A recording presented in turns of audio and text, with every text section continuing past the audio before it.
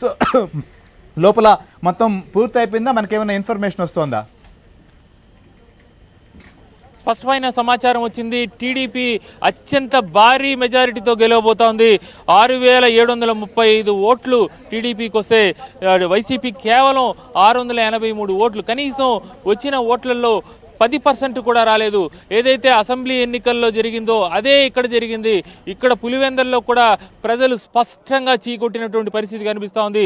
కేవలం 683 ఓట్లు మాత్రమే. మొత్తం 6735 ఓట్లు టీడీపీకి వస్తే కేవలం 683 ఓట్లు మాత్రమే వైసీపీకి వచ్చినటువంటి పరిస్థితి. కేవలం 10% కూడా రాని పరిస్థితి. టీడీపీకి వచ్చిన దాంట్లో 10% కూడా రాని పరిస్థితి ఉంది. అంటే ఎంతగా ఇక్కడ ఉండేటువంటి పులివెందల ప్రజలు వైసీపీని చీకొట్టారు, వైసీపీ అరాచకాన్ని ఎదురు తిరిగారనే దానికి ఈ ఫలితాలు అద్దం పట్టబోతా ఉంది. 6700 ఓట్లు టీడీపీకి వస్తే 680 చిల్లర ఓట్లు మాత్రమే వైసీపీకి వచ్చినటువంటి పరిస్థితి ఉంది. మొత్తంగా చారిత్రాత్మకమైనటువంటి తీర్పును ప్రజలు ఇచ్చారు. ఇక్కడ మొత్తం మనం చూస్తున్నాం.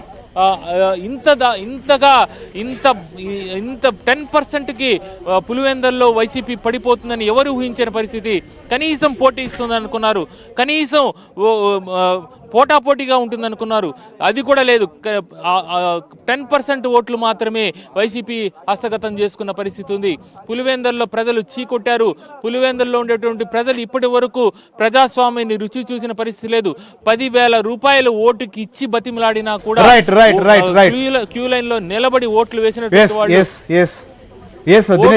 పరిస్థితి స్పష్టంగా కనిపిస్తా ఉంది. మొత్తానికి ఒక ఉత్కంఠకి తెరపడిన పరిస్థితి ఉంది. రైట్, ఒకసారి కరెక్ట్గా మీరు అప్డేట్ కూడా తెలుసుకోండి దినేష్. మనం సీను కూడా, మన ప్రతినిధి సీను కూడా సిద్ధంగా ఉన్నారు లైవ్లో. మొత్తానికి పులివెందలలో తెలుగుదేశం పార్టీ విజయం సాధించింది. మొత్తం 6700 ఓట్లు కూడా తెలుగుదేశం పార్టీకి పోలైనట్లుగా తెలుస్తోంది. దీనికి సంబంధించి అధికారికంగా లెక్క రావాల్సినటువంటి పరిస్థితి ఉంది. మనకున్నటువంటి అక్కడ మా ప్రతినిధుల ద్వారా వస్తున్నటువంటి ఇన్ఫర్మేషన్ ఇది. మొత్తం కూడా పులివెందల జడ్పీటీసీ స్థానాన్ని తెలుగుదేశం పార్టీ విజయం సాధించింది. సో మొత్తం దీనికి సంబంధించి ఎన్ని ఓట్లు వచ్చాయి, ఎన్ని ఓట్లు వైసీపీ సంబంధించినటువంటి వారికి వచ్చాయనేటువంటి నెంబర్ మాత్రమే ఇక ప్రకటించాల్సినటువంటి పరిస్థితి ఉంది. మనం చూసాం పులివెందల ఉప ఎన్నికల సంబంధించినటువంటి విషయంలో మొదలైనప్పటి నుంచి ఇప్పటి వరకు కూడా మొత్తం పూర్తి స్థాయిలో ఉత్కంఠ అయితే కొనసాగింది. సో ఇక్కడ ఎవరెవరు నామినేషన్ దాఖలు చేయబోతున్నారు, ఎలాంటి పరిస్థితి ఉండబోతుందో కూడా మొత్తం చూసాం.